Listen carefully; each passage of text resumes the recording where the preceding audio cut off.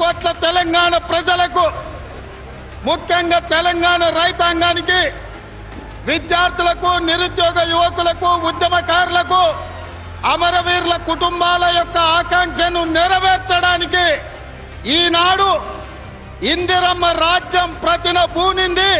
ఈ తెలంగాణ రాష్ట్రంలో ప్రమాణ స్వీకారం ఇక్కడ మొదలైనప్పుడే అక్కడ గడిగా నిర్మించుకున్న ప్రగతి భవన్ చుట్టూతో నిర్మించిన ఇనుప కంచెలను బద్దలు కొట్టించడం జరిగింది.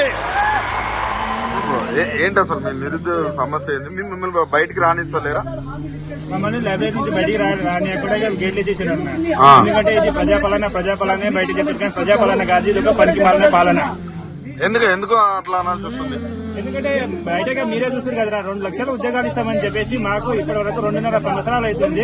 వరకు ఒక 5,000 ఉద్యోగాలు తప్ప ఒక ఉద్యోగం కూడా ఇవ్వకుండా బయట 70,000 ఉద్యోగాలు ఇచ్చామని చెప్పి మీటింగ్లలో చెప్పేస్తుంటారు. కానీ ఆ విధంగా మీరు చెప్పించుకోవడం మంచిదా కదా, మీరే ఒకసారి తెలుసుకోవాలి. అంటే రేవంత్ రెడ్డి ఏం చెప్తున్నాడు అంటే, ఆయన రేవంత్ రెడ్డి కాదు, పనికి మాలిన రెడ్డి. ఆయన పేరు ఎత్తకు, ఆయన అసలు ఆయన మాట మీద ఆయన నిలబడాడు. ఆయన పేరు ఎత్తకు అసలు. ఆయన పేరెత్తినంత చిరాకు మన ముఖ్యమంత్రి కాదే. ముఖ్యమంత్రి కాబట్టే కదా మేము పేరు ఎత్తకని చెప్తున్నాం. మేము నమ్మి కదా ఆయన ఓటేసింది. మిమ్మల్ని రానిస్తలేరా బయటికి? ఎందుకు? చుట్టూ లాకేసారా? చుట్టూ లాకేశారు. అదే గేట్ లాకేశారు, ఈ గేట్ లాకేశారు. రావద్దా? మీరు బయటికి రావద్దు. మీ సమస్యల కోసం ఎవరు కొట్లాడవచ్చు?